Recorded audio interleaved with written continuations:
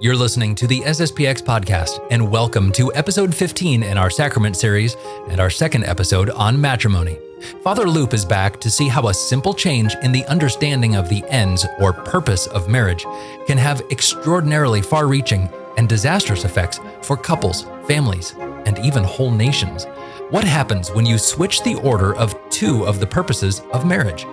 We'll see why this shift happened, what the reaction was, and how it actually caused Pope Paul VI to never want to write another encyclical.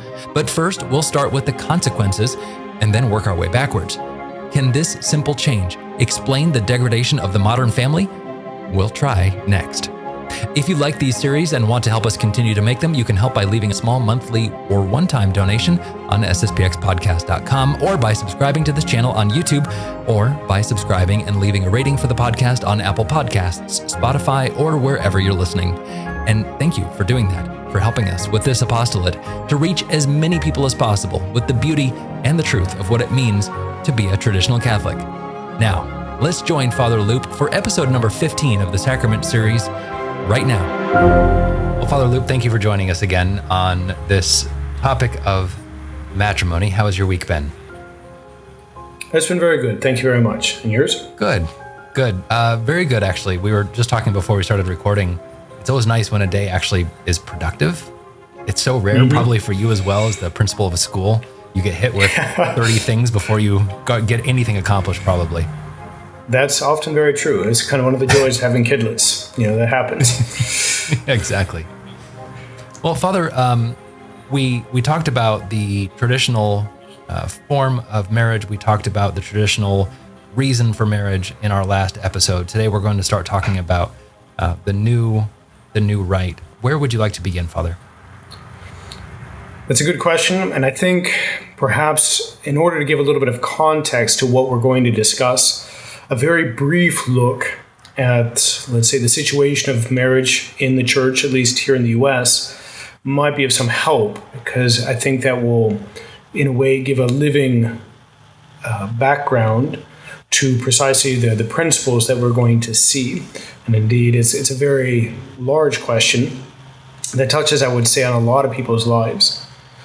So to begin that, I'd like to reference a few statistics that are provided by Georgetown, actually, by a service that they run called CARA, C-A-R-A, which is designed precisely to gather statistics that in some way or another indicate the health of the church, what's going on in the church. So they'll do things like how many people are getting ordained, what's their background, et cetera, et cetera, et cetera. And they have a very, very helpful section called their FAQs, the things that they most often are asked about. And some of those are, I think, very eye-opening. So maybe in the first place, we can look at the Catholic population here in the United States. So they've been more or less keeping track of this since 1970 is where they begin. And what they note is that in 1970, there was, if you look at the question of parish registers, who's actually part of the parish, roughly 48 million people in the U.S. at that time were Catholic. Now, if you go to people who identify themselves as Catholic, it rises slightly to 54 million. It's about 6 million gap, who think of themselves as Catholic but weren't on the registers. Now, if you fast forward to 2020, which is the last year that they have statistics for, they show that now in the United States, they have just under 68 million Catholics that are on the registers, so official Catholics, baptized members of a parish or whatever. And if you look at the self-identified, those who claim to be Catholic without necessarily having that affiliation, it rises to about 72 million people, which would be roughly about a fifth of the country's population. In fact, just a little bit over that. All right, so that's, I think, a kind of a beginning starting point. So what we see in the church in the U.S. is at least numerically a growth. Now, Unfortunately, that growth is very superficial.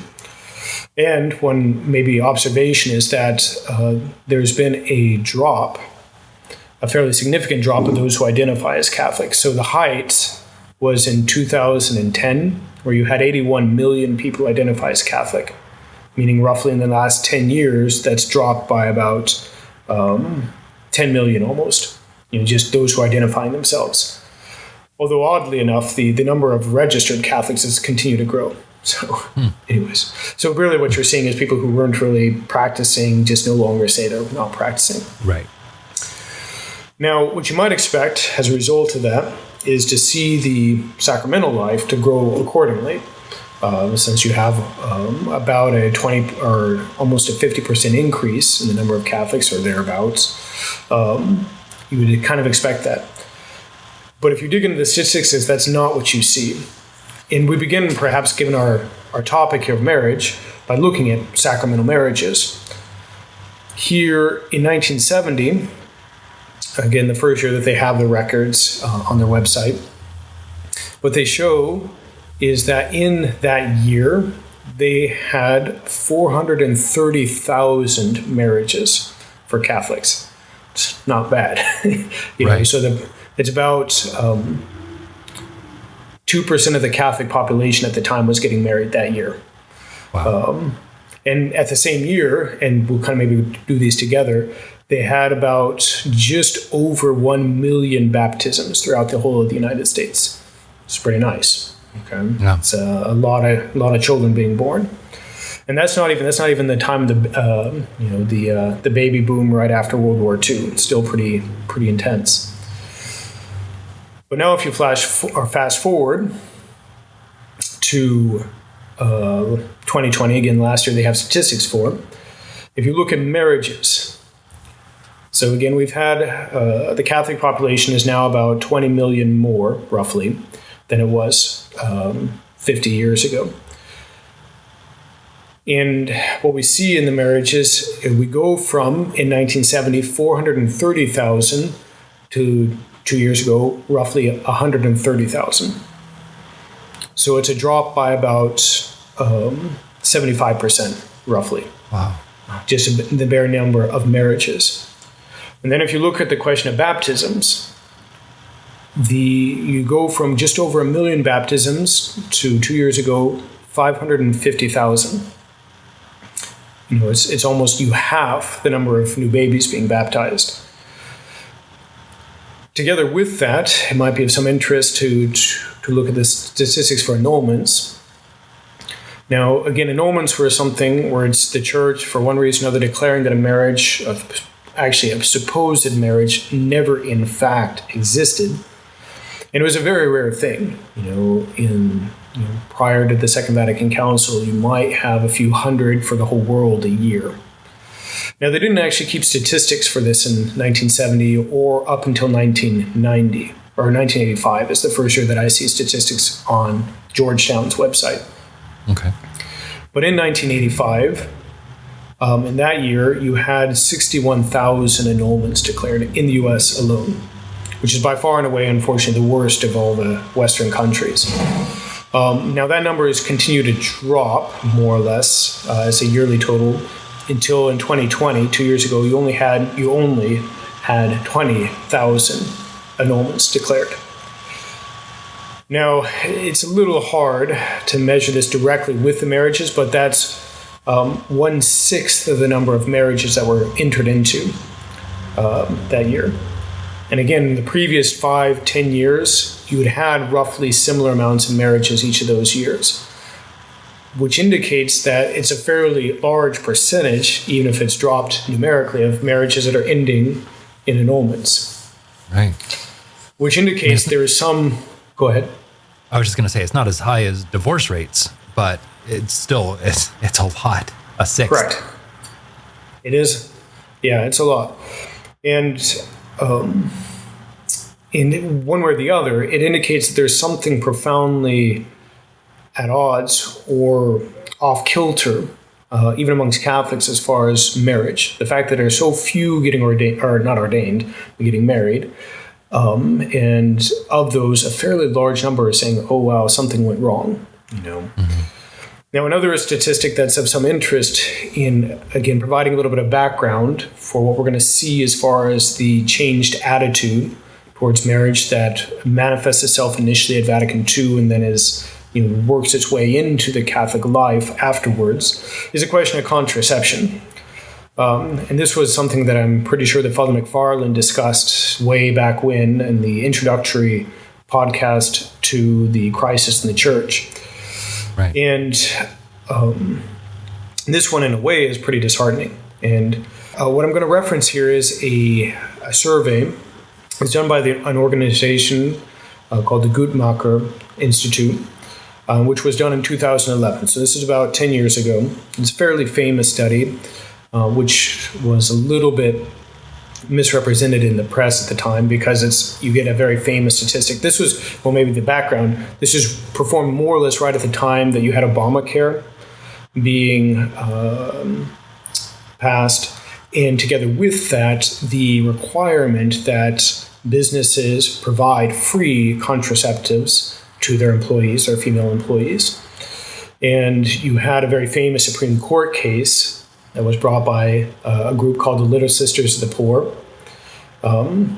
Basically, the sisters saying, we in conscience cannot provide, let's say those people who are working for us, whatever that capacity may be, with this thing that goes against our religion. And this institute survey was quoted quite frequently in saying, you claim this, but if you look at the numbers, in fact, upwards of 98% of Catholic women have used contraception.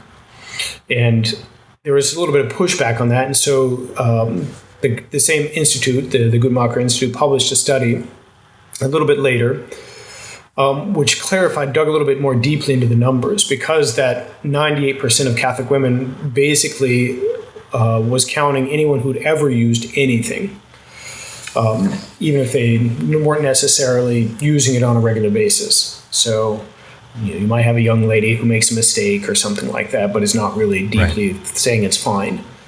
So they're like, okay, fine, we'll dig into this a little bit. And so we'll ask a further question, which is, how many of Catholic women are currently using it on a regular basis, contraceptives?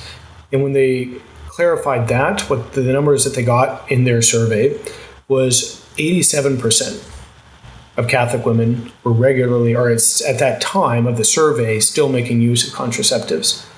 And then they took one step further and said, okay, if we look at something a more effective manner of contraception, for example, an IUD, sterilization, some of these terrible techniques that modern science, modern medicine has made available, unfortunately, what they found there is that 68% of Catholics are currently using one of these more highly effective methods of contraception, indicating that a very sizable majority of Catholic women in the U.S. Regularly, or maybe not regularly, but at least as a somewhat steady basis, make use of those methods. Which, if the church traditionally has taught that that's something which is intrinsically forbidden, indicates there's some kind of disconnect at a very deep level. And maybe one last thing to give, and just very briefly, again, this context of the situation in the church as a whole, and here expanding a little bit beyond the borders of the U.S., if you look at what sociologists call a total fertility rate, by which they mean the number of children a woman can be expected to have over the course of her childbearing years in any given country, what you see is that there's a pretty dire problem in Catholic countries. What they say, what statisticians say, is that for a country even to stay at the same population level, you have to roughly have a total fertility rate of 2.1, which means that the average woman has, on average, 2.1 children, which reminds me of a Gary Larson cartoon where you have this guy entering in a person's house, and the parents like, we'd like to introduce you to our 1.5 children. And you have like two kids sitting next to each other, or at least one half of a kid. But anyways. I was thinking of that exact same comic strip when you said that, Father. So that's a very light way of looking at this. But anyways, if you break this down, the top 100 countries, as far as this is concerned, are basically, and I exaggerate a little bit, but not by much, in Africa and the Middle East. The top country in the world is Niger, with where the average woman over the course of her childbearing years can expect to have 7 children. So that's the average. Right. It's pretty impressive. Yeah. Now, if you start looking, though, at traditionally Catholic countries, or long-standing Catholic countries, as say in Europe, the top country we can say is France, which is 105th in the world. And it has a total fertility rate of 2.06, meaning it's below replacement level. But they're having kids. Right.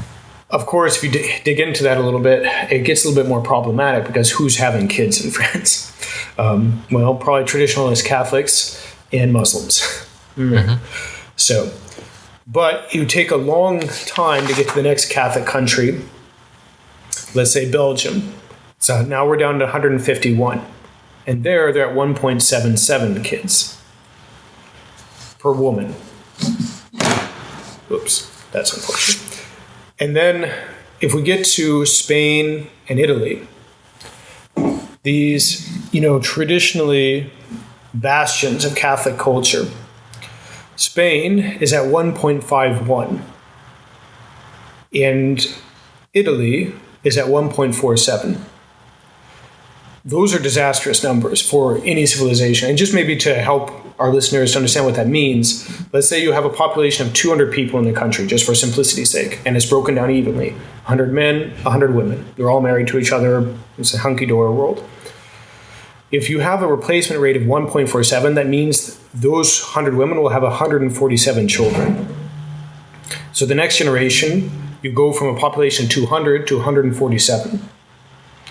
If that continues, and let's say that 147 is split evenly, you have 74 boys, 74 girls, you have, in the next generation, 15 kids. So in almost 2 generations, the population of the country drops by half. Mm-hmm. Again, that's just, of course, if it works in a perfect mathematical basis. Right. But, and maybe just to illustrate that, I had a good family friend who went traveling in Italy and they had 8 kids at the time. No. At the time, they had 7 kids. And so they're just going to various different places, and they're going through Italy. And they recall very distinctly, like, going through Venice at one point, and basically all the old Italians were like, bambini, like, you have kids. This is awesome. It's great to see kids around. Right. But it's just because there's so few amongst their own people. My wife and I were touring Italy a few years ago, and we were at parks. They were empty. And this was, before COVID. Like, people were supposed to be at the parks, right? Mm-hmm. There were no kids at the parks. I remember actually telling my wife, oh, look, there's some kids. It was so weird to see kids. Yep. It's striking. Yeah. And again, it's in our context right here and now. This is, I think, the background picture of how to understand the real world effects of what we're going to see as far as the changed perspective on what marriage is in fact meant to be. That's, again, began at the Second Vatican Council, and which has unfortunately continued to make itself very present in the life of many, many Catholics. And again, a lot of people in, let's say, our circles and the society circles, or maybe even, I would add, traditional circles, and even conservative Novus Ordo parishes, they're a little bit cut off from that wider reality of what's going on in the church, unfortunately. Right. Now, of course, the question arises, where does this come from? Where do all these statistics that are not very encouraging, if you just look at them on the surface, humanly speaking, what's the origin of that?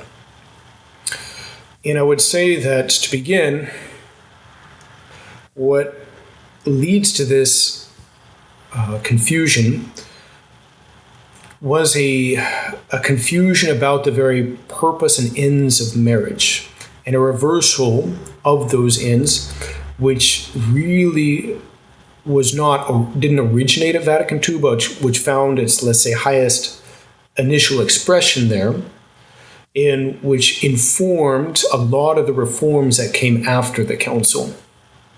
And perhaps by way of introducing that aspect, I'd like to quote a comment to Pope Francis, which arose in one of his infamous interviews after one of the papal trips, this time as he was coming back from the Philippines in January of 2015. And one of the journalists, as I understand it, asked a question about precisely artificial contraception in the wake. In the Philippines is one of the few Catholic countries left that has a high birth rate, and their population is growing a lot. It's still growing quite enormously. And so the implication being is, well, they're going to run into all these overpopulation problems, and therefore, shouldn't something be done about that? Now, apparently, to his credit, he didn't, let's say, oh no, it's fine to use artificial contraception. Great. But right. and here I'll just quote from an article that comes from the BBC, the British Broadcasting Corps, from that time. Okay. And the author there from the BBC says that speaking to journalists while heading back to Rome from the Philippines on Monday, Pope Francis was asked what he would say to families who had more children than they could afford because the church forbids artificial contraception. He replied, with an unexpected turn of phrase, some people think that, excuse my expression here, that in order to be good Catholics, we have to be like rabbits. No. Parenthood is about being responsible. This is clear. And I remember at the time, a lot of families were, up in arms about this because, basically it's, on the face of it, it's very insulting. Mm-hmm. And I would say that on the one hand, it's completely out of line with reality. The problem with most Catholic families is not that they're breeding like rabbits, it's the fact they're having too few children. But even otherwise, the very mentality there is the sense that they're not really and fundamentally there to bring new life into the world. That's just animalistic. There's nothing noble about that fundamentally.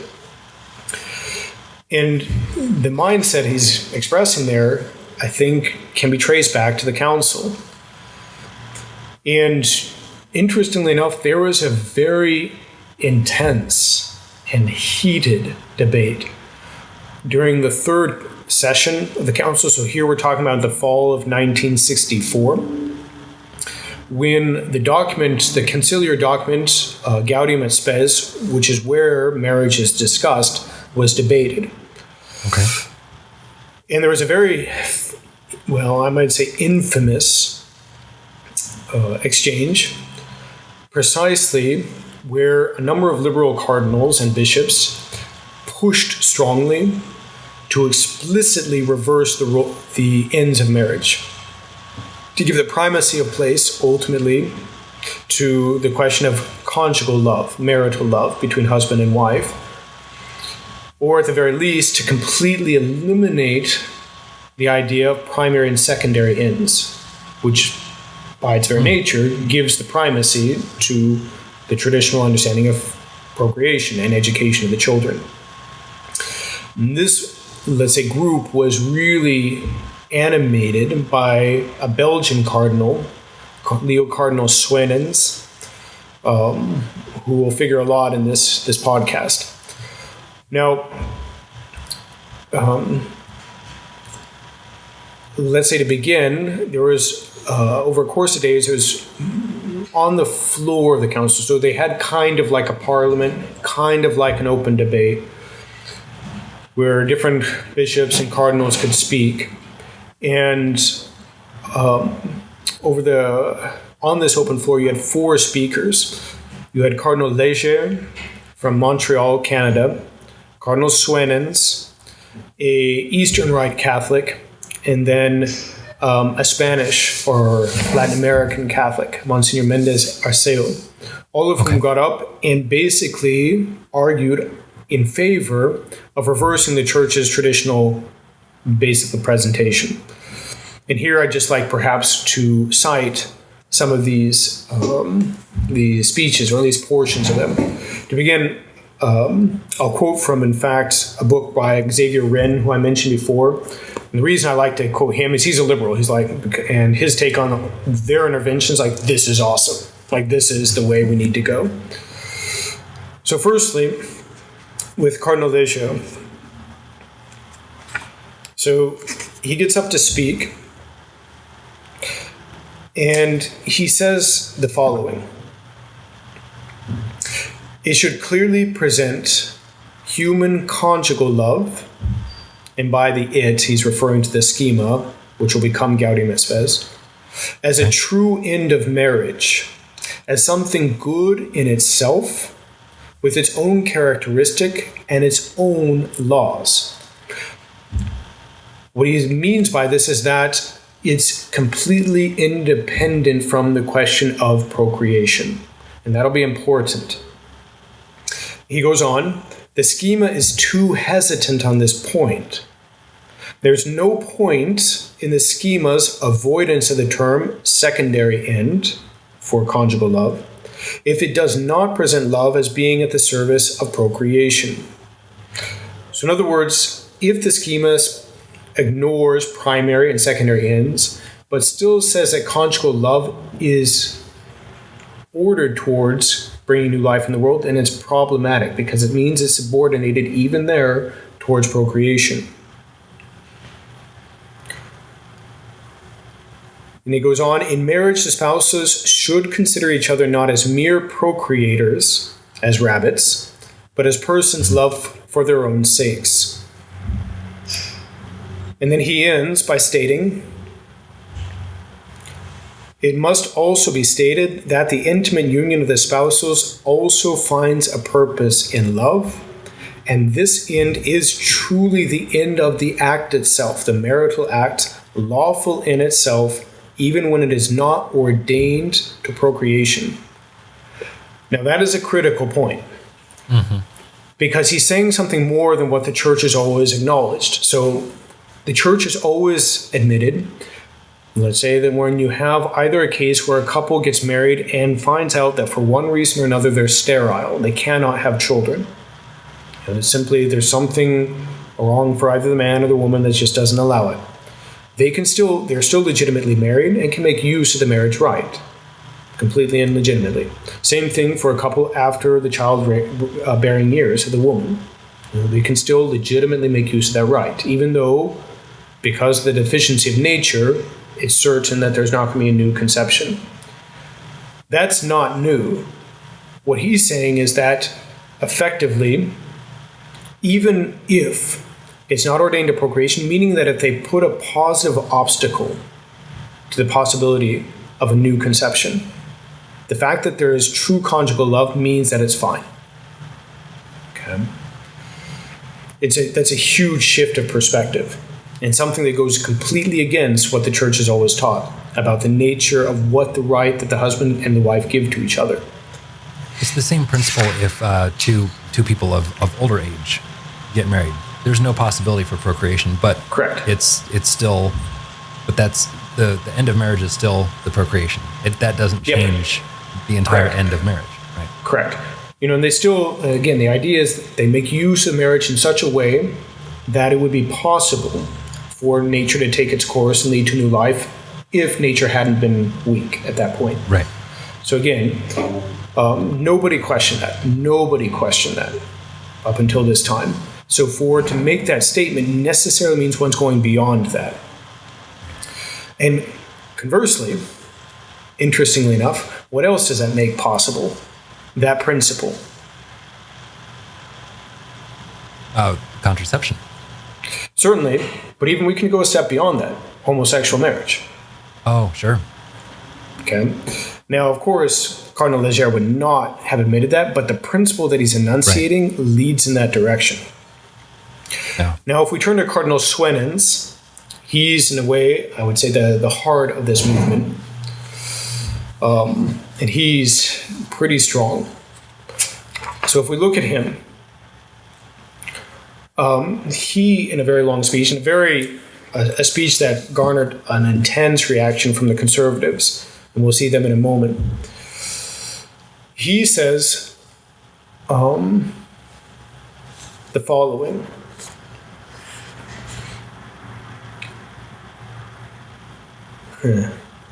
It's great. These liberals are very good. So he says it's up for us, or it's up for the commission, and I'll mention that commission later, to study whether up till now we have given sufficient emphasis to all the aspects of the teaching of the church on marriage. To be sure, It is not a question of modifying or of casting doubt on the truly traditional teaching of the church. It's a very, very common thing. We're not throwing any doubt on this. But okay, let's go on. So he continues, this established, it is important to examine whether we have maintained in perfect balance, all aspects of the teaching of the church on marriage. It may be that we have accentuated the gospel text, increase and multiply, to such a point that we have obscured another text, that they will be two in one flesh. The two in one is a mystery of interpersonal communion, gratified and sanctified by the sacrament of marriage. Now, what he means by that is, in other words, this is an independent purpose of marriage, that there be this intercommunion, interpersonal communion between the man and the wife. That's a goal for its own sake, regardless of the question of procreation. And that's what we have to understand there. And it's also for this commission to tell us whether we've excessively stressed the first end, procreation, at the expense of another equally important end, that is, growth in conjugal unity. In the same way, it is up to this commission to deal with the immense problem arising from the population explosion and overpopulation in many areas of the world. For the first time, we must proceed with such a study in the light of the faith. It is difficult, but in the world, whether consciously or not, awaits the church to express her thoughts and be a light for the nations. And what we'll see in a moment is that for Cardinal Swenens, that meant allowing artificial contraception. He's very clear on that. And he ends that long speech by saying,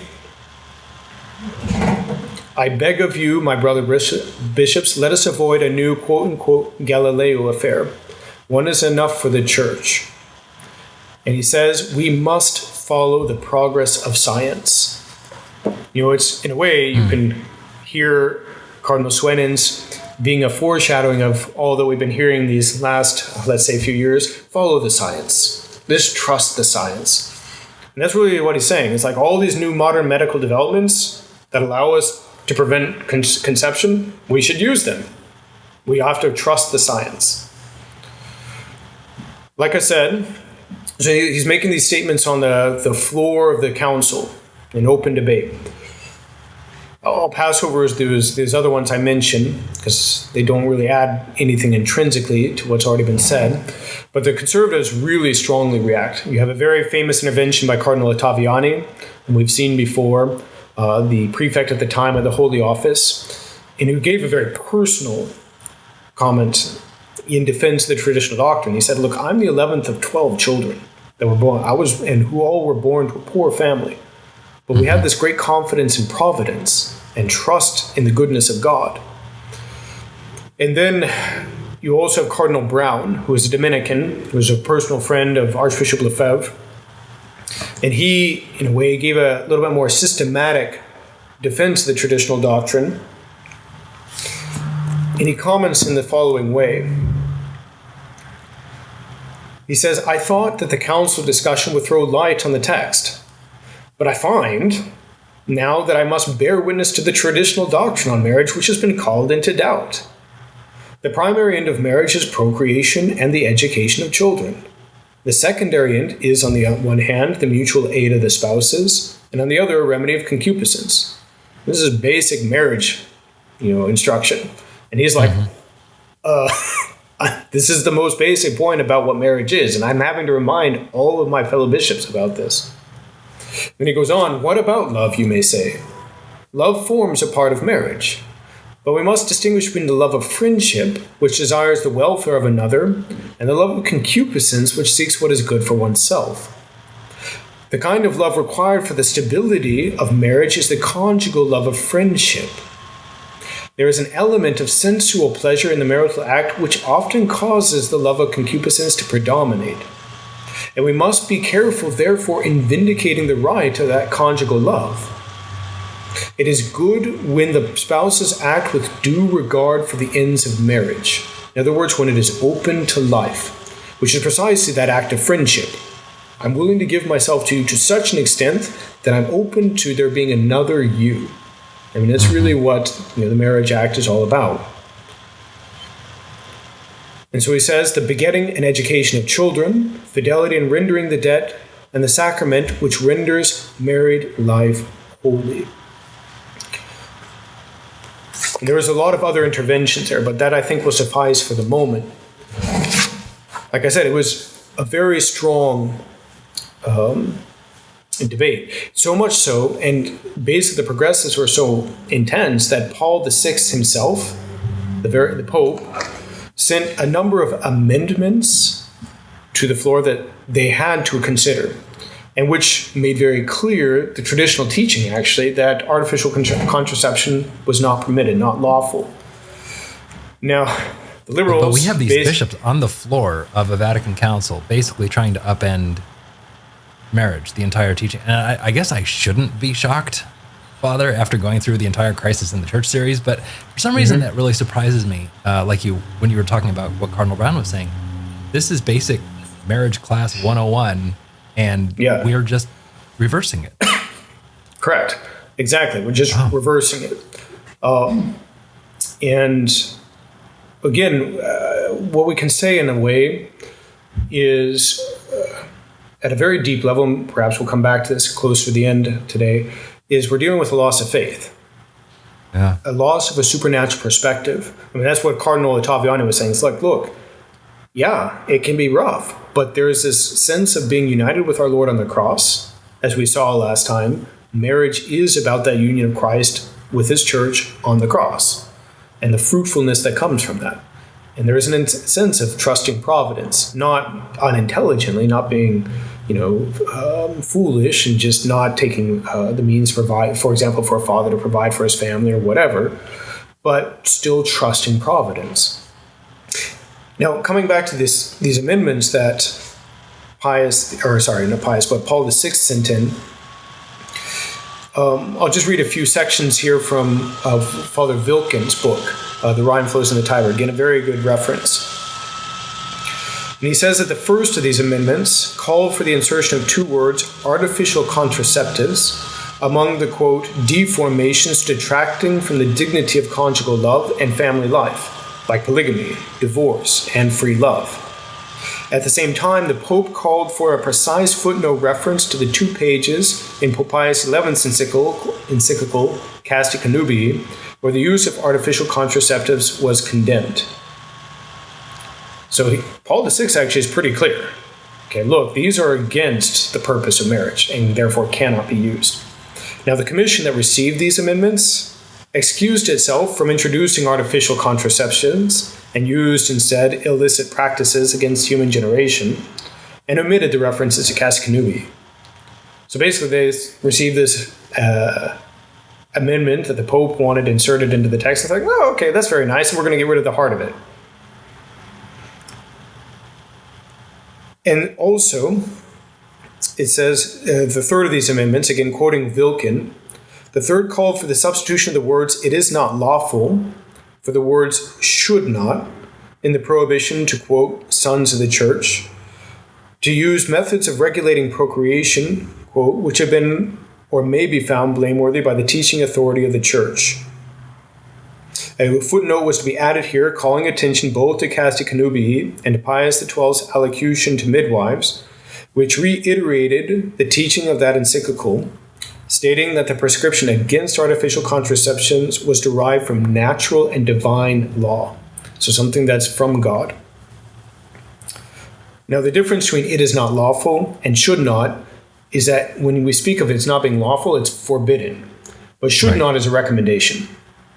Okay, this really would recommend that you not do that. It's better, but, if you have to, okay.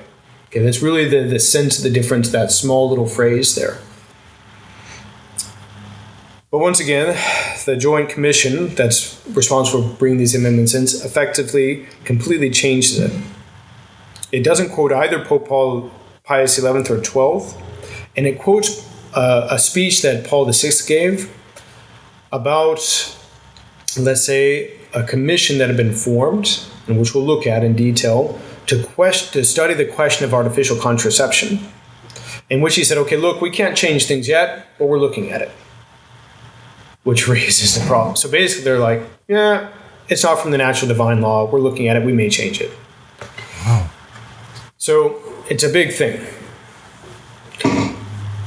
Now, what the kind of conclusion of that is, in the eyes of liberals such as Cardinal Swenens, Cardinal Leger, ultimately parents could legitimately and deliberately limit the number of children they had.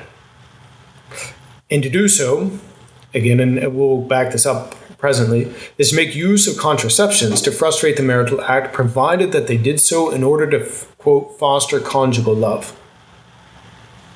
Cardinal Swenens himself really wanted to see casti connubii revised. Again, in the light of this idea that we're no longer is marriage primarily about bringing new life into the world and educating the children that are a gift of God. Rather, it's that simply a independent and co-equal in sometimes with this question of marital intimacy, marital conjugal love. Okay. So again, we have to understand that for them, they wouldn't say that there should never be children, and they certainly wouldn't go so far as, by any stretch of the imagination, to admit of, let's say, the modern argument in favor of homosexual unions or anything like that. But they're bringing in the principle that does make that legitimate. Right. Now, the fruit of all these debates is rather ambiguous. So, just to quote real quickly Xavier Wren again, and his conclusion on this section, he says very approvingly, so after the challenges thrown down in the debate on Thursday by what he means is the conservatives, one Peritus, a frequent spokesman for the new theology of marriage, summed up his impressions in the following words, quote, "It was the death of casti connubii," end quote. So he sees that as awesome. This is progress. And Xavier Wren, again, he's fully on board with that. Now, like I said, the final text of Gaudium Spes on marriage is ambiguous, meaning that it tends to announce the traditional doctrine in a number of places on the primacy of procreation, while nonetheless insisting on equality of the conjugal love as a purpose. So it's kind of an uneasy balance. Okay, and that's partly as a result of the pushback of people like Cardinal Ottaviani and Cardinal Brown. Nevertheless, Father Wilken could still say, in his kind of summary on this whole section, that this new version of the text could still be interpreted as leaving it to the spouses to decide whether or not to use artificial contraceptives to limit the size of their families, provided their ultimate aim was the fostering of conjugal love. And Father Wilken is not a conservative, really. He's not as full-bore liberal and progressive as Xavier Wren, but he's still commenting. So, okay, it leaves it open, it seems.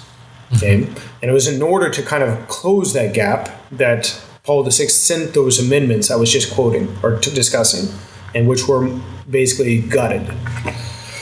And to quote Roberto de Mattei in his book, The Second Vatican Council, An Unwritten Story, he says at the very end of his view of this section that, unfortunately, the family morality formulated in the chapter, the, quote, dignity of matrimony and of the family, in Gaudium et Spes, would incorporate the suggestions of the innovators rather than those of the defenders of traditional morality.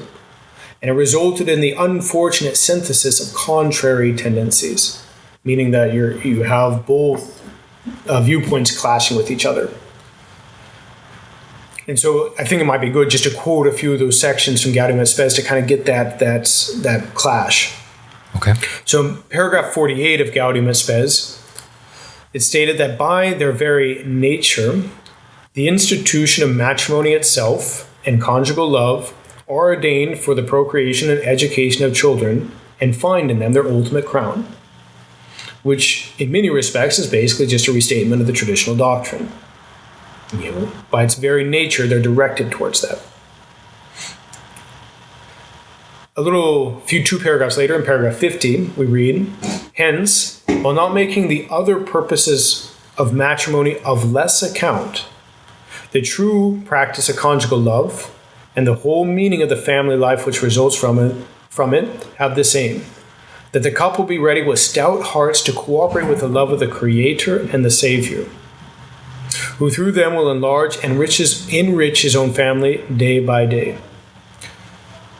So again, this aim of family life, the whole meaning of family life, is that the couple be ready to work with God, the Creator. In other words, to bring new life into the world. Okay. But it's interesting, they make a point of saying, while not making other purpose of matrimony of less account. Okay. And then a little bit later in that same paragraph, we read, marriage, to be sure, is not instituted solely for procreation. Rather, it is very nature as an unbreakable compact between persons and the welfare of children, both demand that the mutual love of the spouses be embodied in a rightly ordered manner, that it grow and ripen. So, again, it's not solely for procreation. Again, the language is tending towards this equality of love, marital love, and procreation. And then finally, to just quote the section that specifically deals with what Father Ralph Vilken was saying, that it seems that could be potentially open to artificial contraception. The document says that thus the spouses, will fulfill their task of procreation with human and Christian responsibility, and with docile reverence toward God, will make decisions by common counsel and effort. Let them thoughtfully take into account both their own welfare and that of their children, those already born and those which the future may bring. For this accounting, they need to reckon with both the material and the spiritual conditions of the times as well as their state in life. Finally, they should consult the interests of the family group, of temporal society, and of the church herself. The parents themselves and no one else should ultimately make the judgment in the side of God. The judgment they're talking about is whether to have another child. Okay.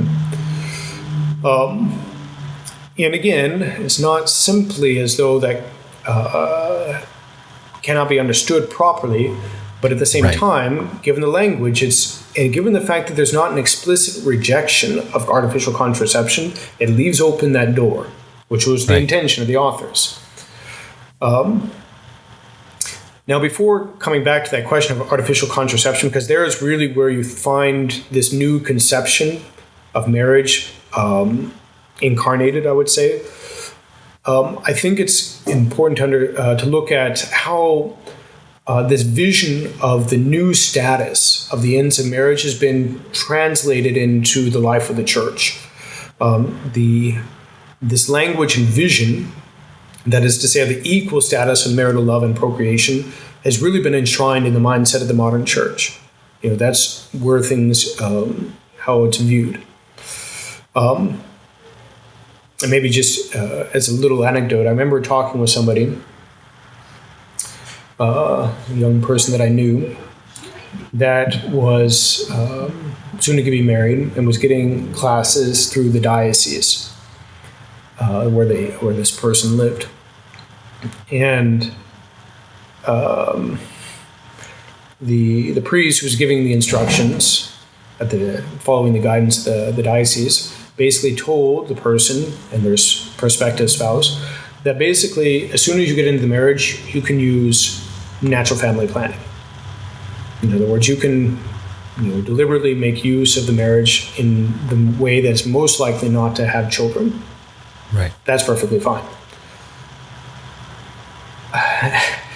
Then again, the mindset there is, okay, look, you're free not to choose not to have kids right away.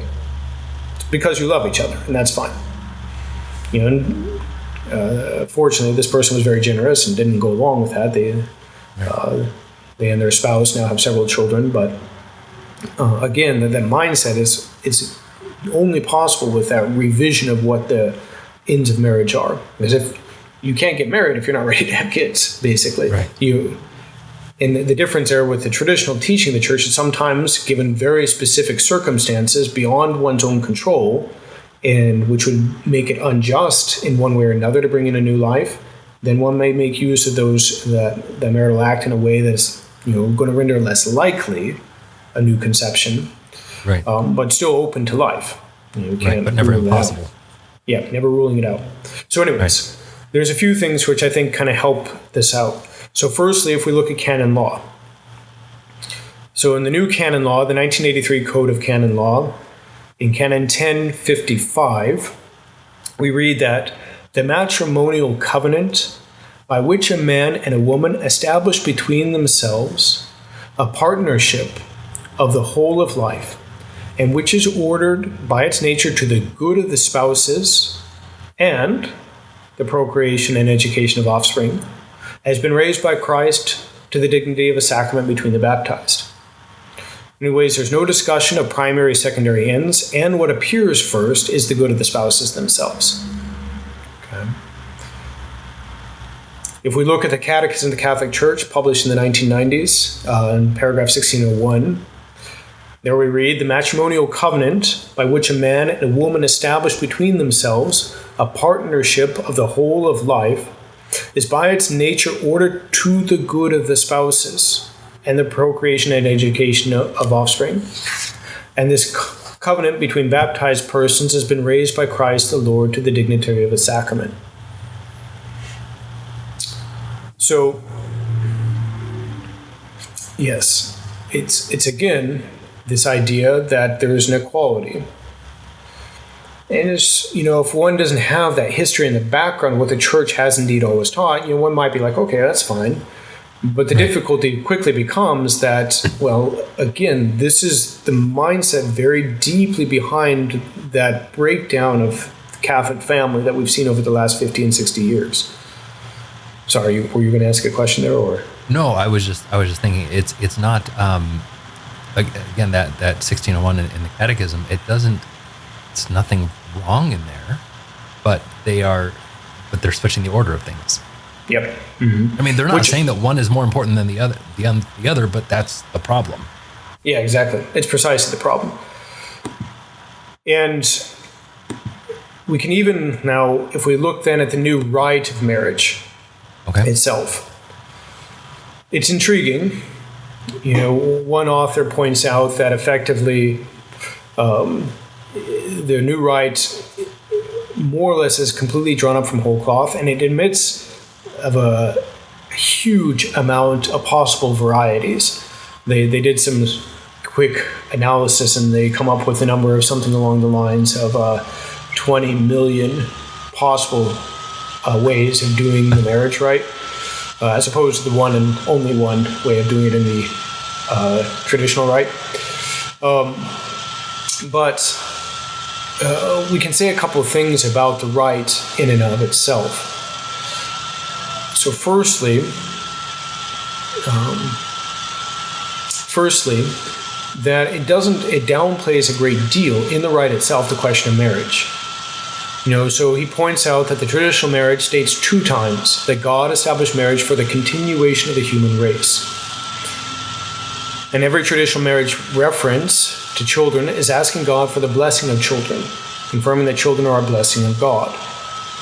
And indeed, I can add to that the nuptial blessings that we discussed a little bit last time, and as we saw, make very clear that the church asks for the couple that they see their children and their children's children under the 3rd and 4th generation. It's very much in the presence of the mind of the church in giving this rite. Now, the author points out, in contrast, the Novus Ordo marriage rite teaches that marriage provides man the constant help of a woman, so that woman and man should no longer be 2, but one flesh. And the references to children are more sparse. In fact, it's in a way stated almost as a wish. In fact, the Novus Ordo rite inquires whether the couple will accept children lovingly, and then, in the words of the author, sells the idea by praying, "May your children bring you happiness." So, I mean, we could say that it's understood that the couple are going to say, yes, we will accept children lovingly, but it still is presented as a question. Right. And it doesn't speak of it as a duty or as a blessing, but rather as a hope that it becomes a source of happiness. And it's interesting because if you look at the nuptial blessing, the Novus Ordo rite does still keep the longer blessing that we looked at in a little detail last time, but with some very intriguing differences.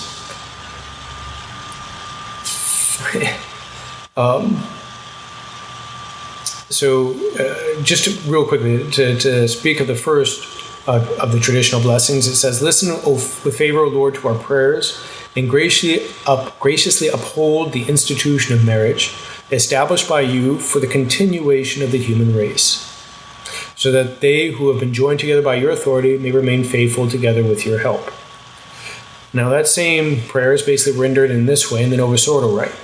"My dear friends, let us turn to the Lord and pray that he will bless with his grace this woman, now married in Christ, to this man, and that he will unite in love the couple he has joined in this holy bond."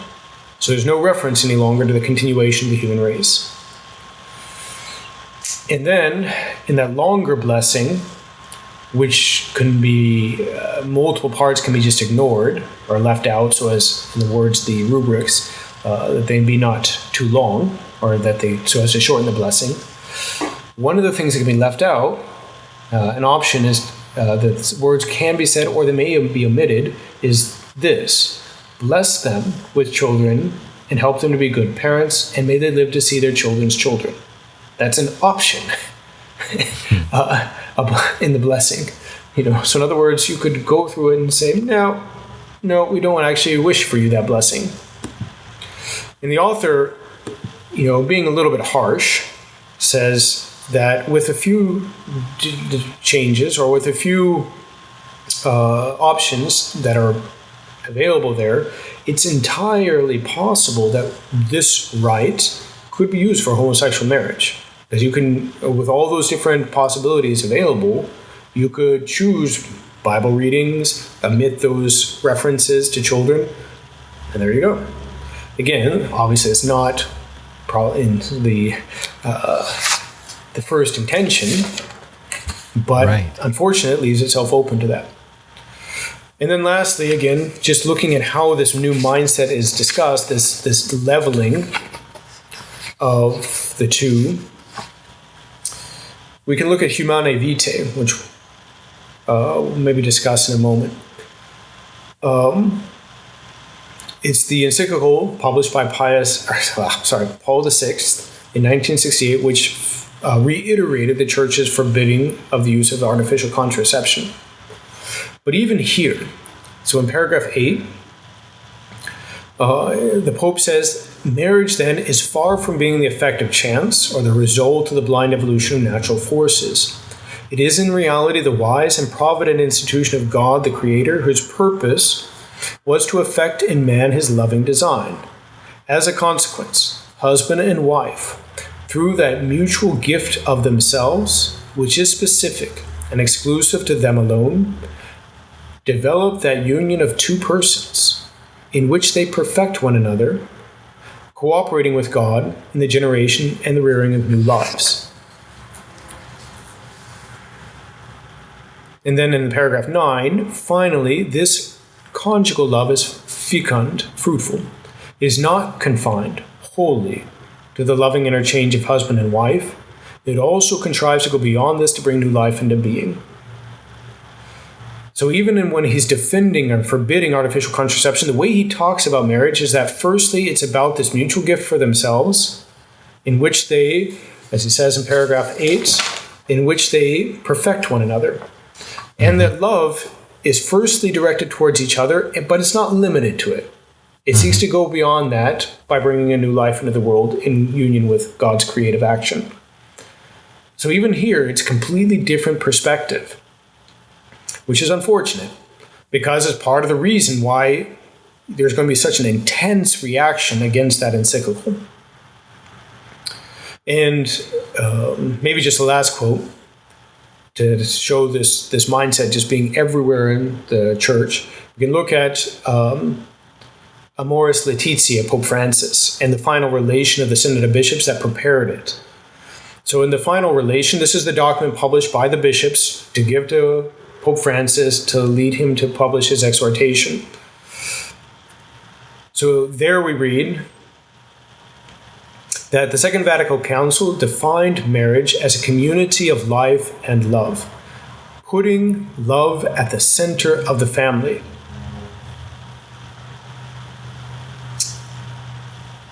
It's interesting, because Amoris Laetitia in the final relation will become very important for other reasons, what we'll see perhaps a little bit later, not today, but when we look at marriage from the point of view of ecumenism.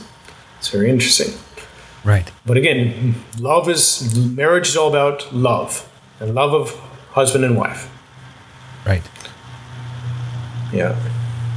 And then when that love goes away, or if something happens to destroy that, I mean that this is the whole domino effect, or the avalanche, or whatever metaphor you want to use.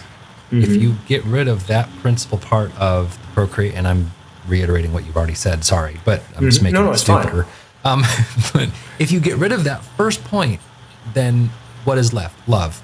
Great, love should be there. But if you get rid of, if love goes away, then you can get divorced. Then you can get remarried. Then you can have same-sex marriage. Then you can have, doors open. Yeah, all these things. Yep. Yeah. And again, that'd be far beyond what, say, Cardinal Swenens or Cardinal Leger would have intended. And they would have argued against, certainly, homosexual marriage. They would have argued against divorce.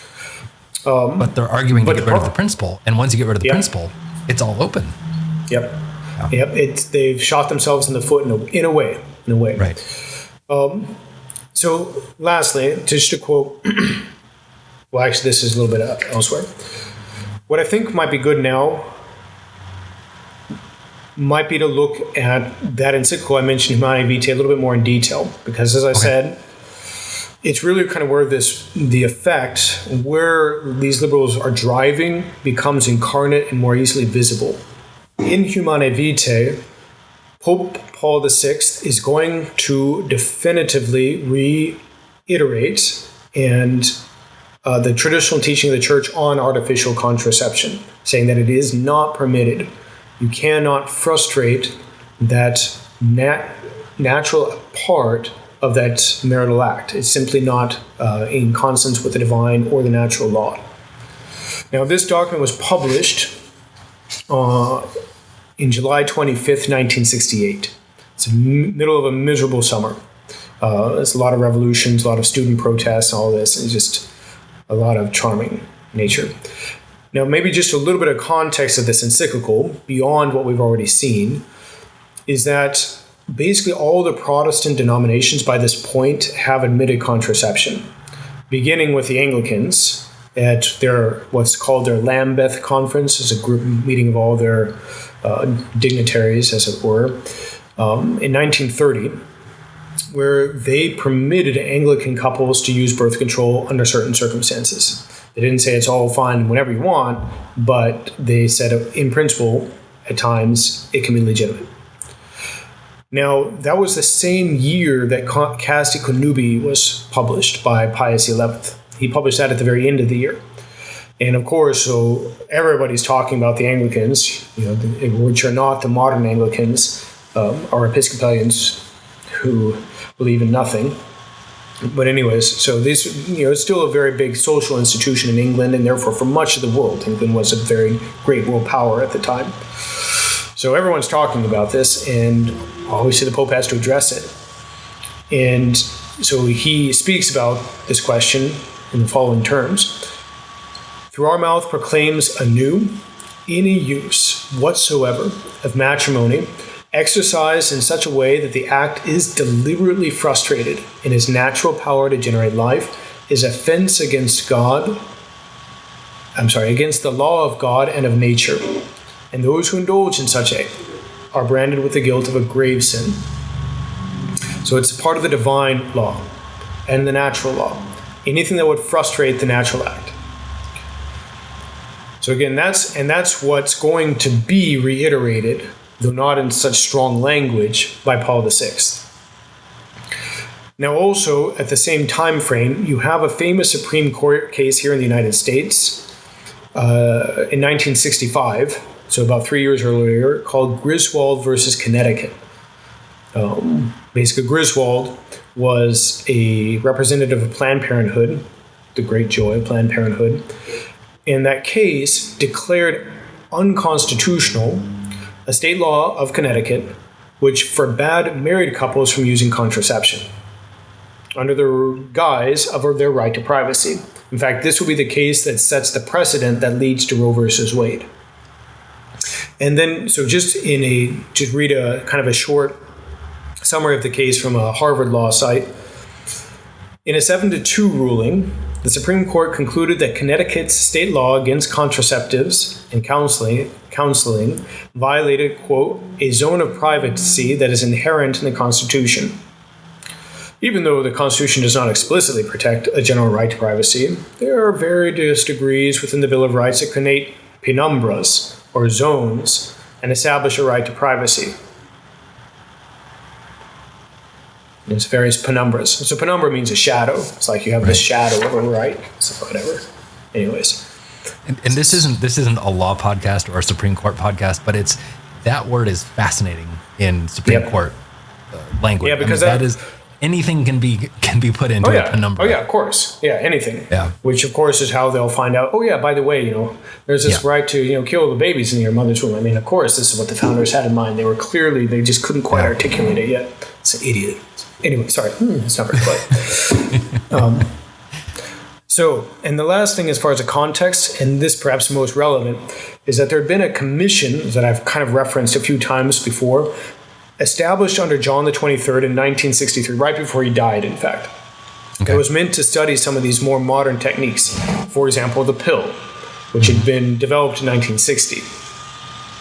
That commission was continued by Paul VI to study the question more in depth. It came to include, in the end, about 60 experts, a lot of whom were Belgians, which is important. And at the same time, Pope Paul VI also added to that a commission specifically of 16 bishops, of whom one was Cardinal Swenens. It'll be interesting. Now, a majority of the members of both of those commissions, the one of 60 experts and the one of 16 bishops, made recommendations to allow artificial contraception.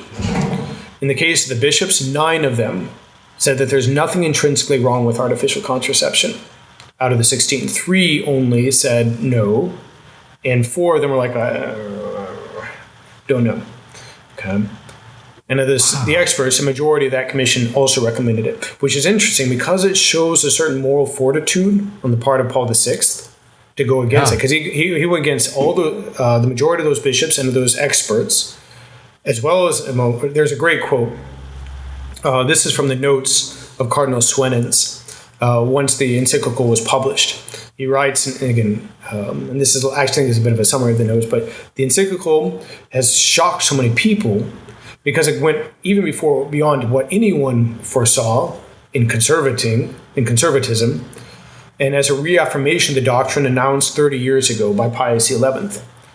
The Pope has taken a decision against the commission of 60 experts, against the Cardinal and Episcopal Commission of 15 members or 16 members, against the World Congress of Laity held in 1967, against the Great Mass of Theologians, and against a good number of households. And again, that's Cardinal Swenens. And for him, he's like, everybody is saying this is fine. And the Pope now is saying it's not. And so he was pretty upset. This is probably a very strange thing to say on an SSPX podcast, but I have a great amount of respect for Paul VI for doing that. No. I mean, it was... That's great. Yeah. And I mean, like I said, it shows a moral fortitude and devotion to the traditional doctrine. I mean, there was a document I read in preparing this. It's put together by a Belgian, Leo de Klerk, who was involved in some of these deliberations, but he commented there was a back and forth of letters between the Pope and Cardinal Swenens. You could see the fact that the Pope was personally wounded by the fact that they had gone against him, but he stood firm. It's like, I have to. My conscience commands me to do this. Yeah, good. So, but obviously what that entails is that there's a lot of opposition. And it might be good to look just at the reaction to the Belgian episcopate under the guidance of Cardinal Swenens, because that kind of set the tone for a lot of countries, we may say. Now, they published their reaction on the 30th of August of the same year. It was primarily written by Monsignor Phillips, who was a theologian who had been instrumental in writing Lumen Gentium at the council. So he's not just a nobody. And it's interesting, the spirit, we may say, of the bishops, not all of whom were on the same page, is described by Cardinal Swenens in this way. This meeting of the bishops, which leads to the document, opened with two tendencies. The one, which I could resume in this way, Roma locuta est, causa finita est. So Rome is spoken, the cause is finished. In other words, we can't defend this. The other tendency, this is really good. The other tendency, which I would resume by this other adage, which he actually takes from Aristotle. A friend to Plato, but more a friend to truth. In other words, we're going to be loyal. We love Plato. And Plato here is Pope Paul VI. We love Paul VI, but we love the truth more. In other words, the Pope got it wrong. Yeah. And the thing is, like I said, this reaction is going to really be the heart of the document that the Belgian bishops eventually publish, because Cardinal Swenens drives things. And that's going to shape basically a lot of reactions by a lot of bishops, a lot of priests in handling this question. Okay, look, there's the formal statement of artificial contraception, but we're going to go in the direction of the fact that there is this love. And that's an independent end of marriage, which the Pope himself even speaks like that. So he just doesn't draw the consequences that a lot of other people draw from it. Now, just very briefly, this document has a basic structure of 3 parts. Firstly, we must submit to the Pope even in non-infallible judgments. Conclusion, we must submit to the Pope. Middle part, yeah, there's some leeway. It's great. It's very well done. Right. So, for example, in the central part of it, which is where they get to the heart of it, they're stated, okay, so after all this, we have to submit to the Pope.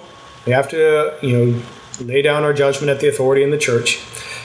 If, nevertheless, someone competent in the matter and capable of forming for themselves a well-established personal judgment, which of course supposes a necessary information, comes after certain points of a serious examination before God to different conclusions, they are within their rights to follow them, within the domain of their conviction, provided that they remain disposed to continue loyally in their search for the truth. So basically, if somebody in studying this question that the Pope has just issued a judgment on, the fact that there cannot be use of artificial contraception, and they come to the conclusion, oh, actually, no, I think I can, well, they can do it. It's great. And then they continue on. Even in this case, they have to preserve sincerely their adhesion to Christ and to his church, and to recognize respectfully the importance of the Supreme Magisterium as the Constitution Lumen Gentium prescribes, which I wrote, again, Monsignor Phillips. They ought also to watch not to compromise the common good and the salvation of their brethren by an unhealthy agitation, or, by even more strong use, by putting into question the principle of authority. So in other words, they can continue to do what they have, but they have to be respectful. They can't come out and say the Pope has no idea what he's talking about, and we should all go against him. But I judge that he's wrong. Yeah. I mean, they have a few other areas where they kind of elaborate that point, but the basic point's been made. Not to belabor this point, but it is striking here. This document or this conclusion basically outlines when according to Swennen's, right? Svennen. Well, he was all the bishops. It was published under all the bishops' name, Under but all the bishops. yeah. This is kind of a guideline for, in their mind, as to when you are allowed to disobey the Pope. Yep. But the problem here, and people would say, why is it that on an SSPX podcast, why is it, Father Loop, you are mocking a cardinal or saying, hey, he's saying disobedience, but you are disobedience. Here's the distinction, though. Magisterium, the teaching tradition, is on the side of everything that the SSPX is saying. There is nowhere in tradition or in the magisterium, the teaching power of the church, that says this is ever okay, and they're still saying go ahead and disobey the Pope on it. Yeah, it's striking. And moreover, what we're dealing with here is a Pope who's issuing a judgment where he's reiterating what his predecessors have taught again and again, effectively. Right. Obviously, the question of artificial birth control is not something that, let's say, for example, I don't know, St. Pius V would have been really heavily engaged in. It's not impossible because there would have been something that people could do, but it wasn't as pressing an issue. So obviously, only a few more recent popes had talked about it, but they based themselves on very solid principles, namely the first and primary purpose of marriage being precisely to give life. And it's something that they had founded on the divine law, saying this is part of the divine law, as we saw from Pius XI. And Paul VI is simply saying, that's it. I, in my conscience, must go against this and uphold what the church, my predecessors, have always taught. And now what we see in these men is like, oh, okay, you can say that, but effectively, my own personal conscience, well-informed conscience, which allows me to go against it, but how are they forming their conscience? Right. If not by the teachings of the church. Conscience is not the root of morality. No, it's not. It's formed by something else. Catechism too. Right. Yeah. I mean, it's the same. This same level of argumentation is the same thing we see with John F. Kennedy. Mm-hmm. And I think when we were talking about the Americanism, where he says, okay, look, I will basically not be guided in my public life as a Catholic, but rather by my private conscience, which raises the question, what's forming your private conscience, if not the moral teachings of the church? Right. So again,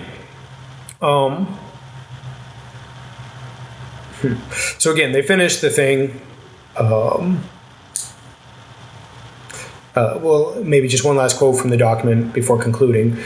They say, the bishops say, it's necessary to recognize, according to the traditional doctrine, that the last or ultimate practical rule is dictated by a conscience duly enlightened according to the collection of criteria exposed in Gaudium et Spes, and that the judgment on the opportunity of a new transmission of life belongs in the last resort to the spouses themselves, who ought to decide before God.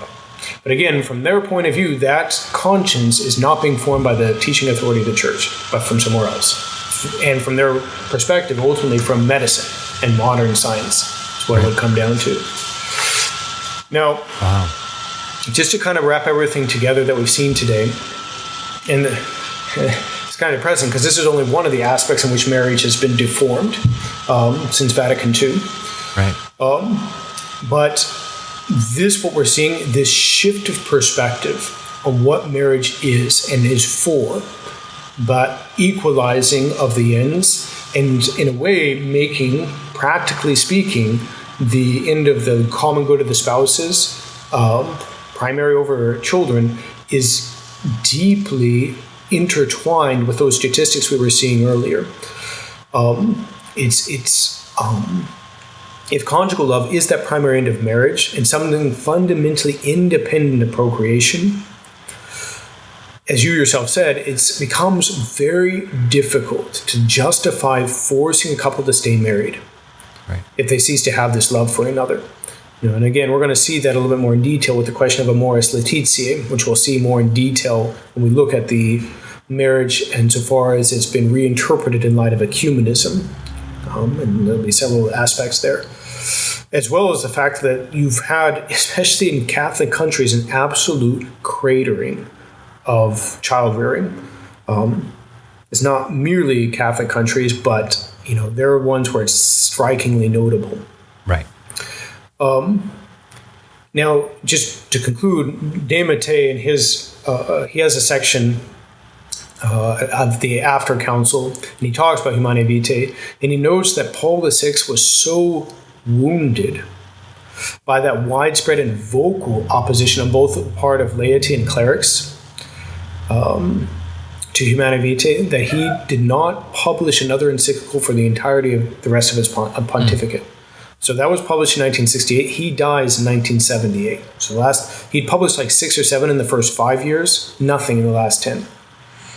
And practically, I think that's maybe a good either microcosm or image of kind of what's happened in the leaders of the church. They've, in a way, done the same thing in this question of the infant marriage. They speak oftentimes in such a way as to confuse the faithful and effectively allow them to practice the means that even the leaders will denounce when they speak about it as being contrary to the law of God. I mean, there's no way that, let's say, 70% of Catholic women in the U.S. are regularly using highly effective means of contraception. In other words, practically denying that procreation is the reason they got married. Right. If the leadership in the church is not making a point of giving them that formation, in one way or another. And it's the real issue that we see in the church is not the question, as Pope Francis said, that, Catholics being made, spoken of reading like rabbits, but rather that they've been led to have a truly impoverished and incomplete love or knowledge or understanding, I should say, of what Catholic marital love is. Right. The fact that it is, in fact, the ability to share with God, to communicate life. And that, according to the traditional teaching of the church, it's always the occasion whenever they have that joy with their spouse to be open to that life, even if God or nature doesn't bless it at that moment, and only in very exceptional circumstances that are independent of their will, to make use of marriage even in such a way that it would make it less likely that they'd have a new life. It's precisely by giving back that spirit of sacrifice, that willingness, that openness to life, that will see a return to this healing of those disastrous statistics that we're seeing. So in other words, it's kind of depressing to see what's going on in the church in a wider scale, but we have the answer. It's what we saw in last episode, which is a beautiful answer. It's crucifying, it is, but nevertheless the source of true joy, of the joy that God has in his eternal, let's say, generation of the Son. So, Father, that was it was a great reminder, and thank you for putting that all together for us. That was, these things, or as Catholics we know these things, or we should know these things in any case. But to see it all in that timeline, that was excellent. Thank you very much. It's been my pleasure, and thank you for having me. Thank you.